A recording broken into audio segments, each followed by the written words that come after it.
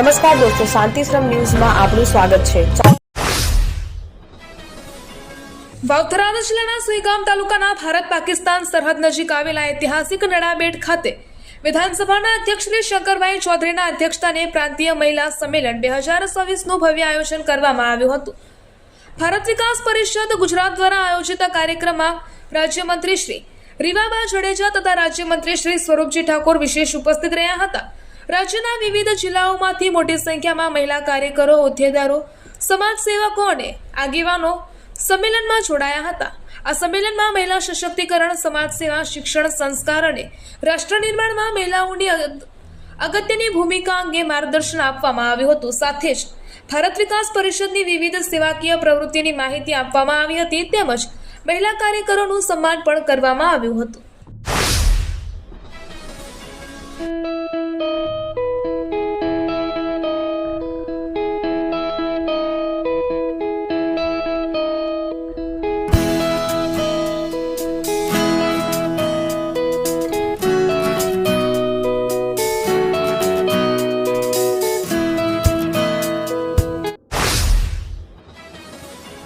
પાલનપુરમાં નશામુક્ત યુવા માટે વિકસિત ભારત સંકલ્પ અભિયાન યોજાયું હતું।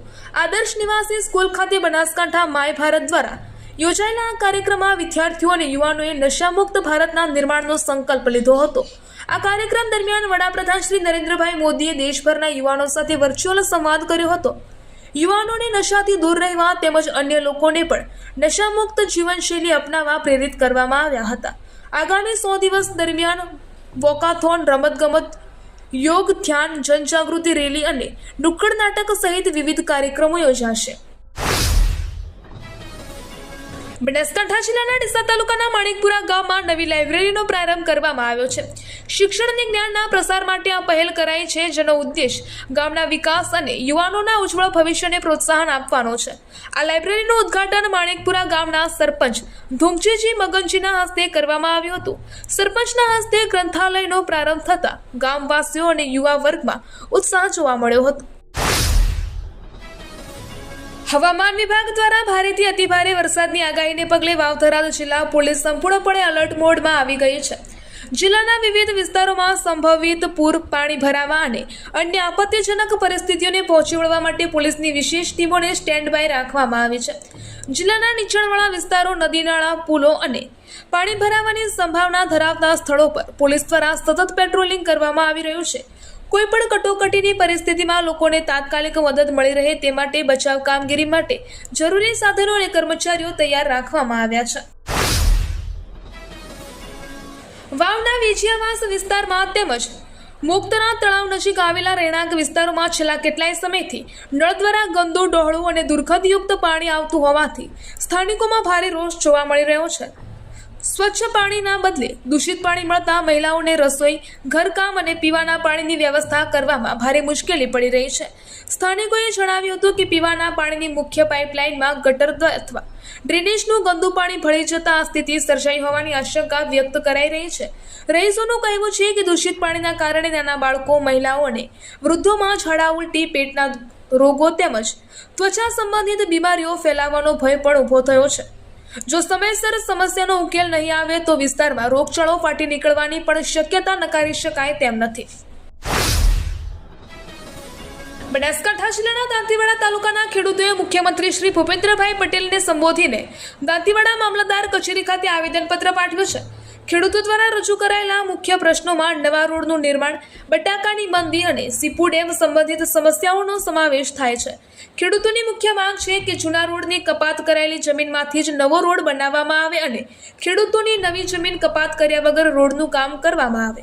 જો જમીન લેવાય તો બજાર ભાવ કરતાં બમણું વળતર અને રીસર્વેની પણ માંગ કરવામાં આવે છે। હાલ ચાલી રહેલી બટાકાની ભયંકર મંદીને ધ્યાનમાં રાખીને પ્રતિ કટ્ટા સબસિડી આપવાની માંગ કરાઈ છે। આ ઉપરાંત ટોલ નાકા પર ખેડૂતોને પાસિંગમાંથી મુક્તિ, ટ્રેક્ટરની આધુનિક વાહનોની દરજ્જો અને ટપક સિંચાઈ માટે 90% સબસિડી આપવાની પણ માંગણીઓ કરવામાં આવી છે। ઉત્તર ગુજરાતનો એકમાત્ર multi city mall happy mall જે આવેલ છે જિલ્લાના વેપારી મથકો દિયોદર, ભાભર, રાધનપુર, વરાહી અને થરાદમાં। જ્યાં મળશે આપને વ્યાજબી દરે જીવન જરૂરિયાતની તમામ વસ્તુઓ તેમજ કપડાં, ગિફ્ટ આર્ટિકલ, પ્લાસ્ટિકની તમામ સામગ્રી, ક્રોકરી અને બીજું ઘણું બધું વધારે. તો આજે જ આવો હેપી મોલ અને કરો ખરીદી તમારી મનગમતી વસ્તુઓની.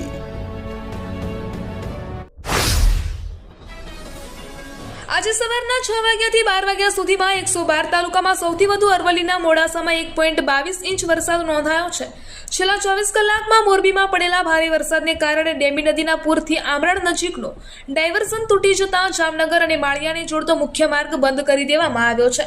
તો બીજી તરફ સુરતમાં મીઠી ખાડી 8.55 મીટર ભયજનક સપાટી નજીક વહેતા સારોલી અને લિંબાયતના વિસ્તારોમાં 3 થી 4 ફૂટ પાણી ભરાઈ ગયા છે. રાજસ્થાનનું એકમાત્ર હિલ સ્ટેશન માઉન્ટ આબુ હાલ વરસાદી માહોલમાં શૂળે કળાએ ખીલી ઉઠ્યું છે. ઝરમર વરસાદ અને ધુમ્મસથી છવાયેલા પહાડો અને હરિયાળીથી ભરપૂર કુદરતી સૌંદર્ય માણવા પ્રવાસીઓ ઉમટી પડ્યા છે. શ્રાવણ માસના પ્રારંભ પૂર્વે પ્રખર રામાયણી પૂજ્ય મોરારી બાપુએ વિશ્વ પ્રસિદ્ધ સોમનાથ મહાદેવના દર્શન કર્યા હતા. તેમણે જળાભિષેક, દર્શન અને વિશેષ પૂજા અર્ચના કરી હતી. આ પ્રસંગે શ્રી સોમનાથ ટ્રસ્ટ દ્વારા તેમનું સ્વાગત કરવામાં આવ્યું હતું અને તેમને મહાદેવની વિશેષ તસવીર અર્પણ કરવામાં આવી હતી. બાપુએ વિશ્વ કલ્યાણ અને સર્વજન સુખાય માટે પ્રાર્થના કરી હતી. મહાદેવના દર્શન કર્યા બાદ મોરારી બાપુ દર વર્ષની પરંપરા મુજબ પૂજ્ય ડોંગરેજી મહારાજ સંચાલિત અન્નક્ષેત્ર પહોંચ્યા હતા. તેમણે સામાન્ય ભક્તોની વચ્ચે બેસીને સ્વહસ્તે ભોજનની થાળી લઈ પ્રસાદ ગ્રહણ કર્યો હતો. તેમની આ સાદગીએ ઉપસ્થિત ભક્તોને પ્રભાવિત કર્યા હતા. નવસારી જિલ્લાના દાંડી દરિયા કિનારે ભારે વરસાદને કારણે અનોખી સ્થિતિ સર્જાઈ છે. ઉપરવાસ સહિત જિલ્લામાં પડેલા ધોધમાર વરસાદના કારણે દરિયા કિનારે આવેલા ઝીંગા તળાવો ઉભરાઈ ગયા છે. આનાથી ઝીંગા ઉદ્યોગને કરોડો રૂપિયાનો ફટકો પડ્યો છે. જ્યારે બીજી તરફ સ્થાનિકો માટે તળાયેલા ઝીંગા પકડીને કમાણી કરવાનો અવસર મળ્યો છે. વરસાદી પૂરના પાણીના પ્રવાહને કારણે દાંડીના દરિયા કિનારે આવેલા ઝીંગાના તળાવો ઓવરફ્લો થઈ ગયા હતા. તળાવો તૂટવા અને ઉભરાયના કારણે મોટી સંખ્યામાં ઝીંગા પાણી સાથે તણાઈને દરિયામાં પહોંચી ગયા હતા. પાટણ જિલ્લાના સાંતલપુર તાલુકાના પરસુંદ ગામનું તળાવ તાજેતરના વરસાદના કારણે સંપૂર્ણ ભરાઈ ગયું છે. તળાવ છલોછલ ભરાઈ જતા ગ્રામજનોએ લોક પરંપરા મુજબ પૂજન કરી વધામણા કર્યા હતા. ખેતી અને પશુપાલન પર નિર્ભર ગ્રામજનોમાં ખુશીનો માહોલ જોવા મળ્યો હતો. તળાવ છલોછલ ભરાઈ જતા જળ સંચયની આ સિદ્ધિની ઉજવણી કરવા ગ્રામજનો એકત્રિત થયા હતા. લોક પરંપરા મુજબ ઢોલ નગારાના તાલ સાથે ગ્રામજનો તળાવ કિનારે પહોંચ્યા હતા. ત્યાં તેમણે વિધિવત રીતે તળાવનું પૂજન કરી જળના વધામણા કર્યા હતા અને પ્રકૃતિ પ્રત્યે કૃતજ્ઞતા વ્યક્ત કરી હતી. ગુજરાત સરકાર દ્વારા વડનગર ખાતે યોજાનારા શ્રવણ ઉત્સવ 2026 ને વધુ વ્યાપક લોકભાગીદારી અને ડિજિટલ માધ્યમ દ્વારા વૈશ્વિક ઓળખ આપવા માટે શ્રવણ ઉત્સવ 2026 રીલ સ્પર્ધાનું આયોજન કરવામાં આવ્યું છે.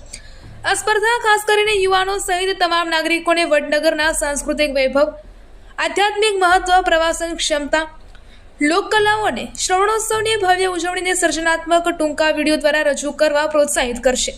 આ સ્પર્ધાનું આયોજન 2 ઓગસ્ટથી 5 ઓગસ્ટ 2026 દરમિયાન MyGov ગુજરાત પોર્ટલ પર કરવામાં આવશે. સ્પર્ધકોને અનંત અનાદિ વડનગર વિષય પર 1 થી 3 મિનિટની મૌલિક રીલ તૈયાર કરીને ઓનલાઈન સબમિટ કરવાની રહેશે. આ રીલ MP4, AVI અથવા MOU ફોર્મેટમાં ઓછામાં ઓછા 720p રિઝોલ્યુશનમાં હોવી જોઈએ. બનાસ ડેરીના ડિરેક્ટર મુલજીભાઈ ચૌધરીનું હાર્ટ એટેકથી નિધન. ચૌધરી સમાજ સહિત સમગ્ર વિસ્તારમાં શોકની લાગણી. બનાસ ડેરીના ડિરેક્ટર અને રડકા ગામના અગ્રણી આગેવાન મુલજીભાઈ ચૌધરીનું હાર્ટ એટેકના કારણે દુઃખદ અવસાન થયું છે. તેમના અચાનક નિધનના સમાચાર મળતા પરિવારજનો, સગા સંબંધીઓ, ચૌધરી સમાજ તેમજ સમગ્ર વિસ્તારમાં શોકની લાગણી પ્રસરી ગઈ છે. મુલજીભાઈ ચૌધરી બનાસ ડેરી સાથે લાંબા સમયથી જોડાયેલા હતા અને સહકારી ક્ષેત્રમાં તેમના યોગદાનને લોકો યાદ કરી રહ્યા છે. તેમના નિધનથી સહકારી ક્ષેત્રને પણ મોટી ખોટ પડી હોવાનું લોકો વ્યક્ત કરી રહ્યા છે.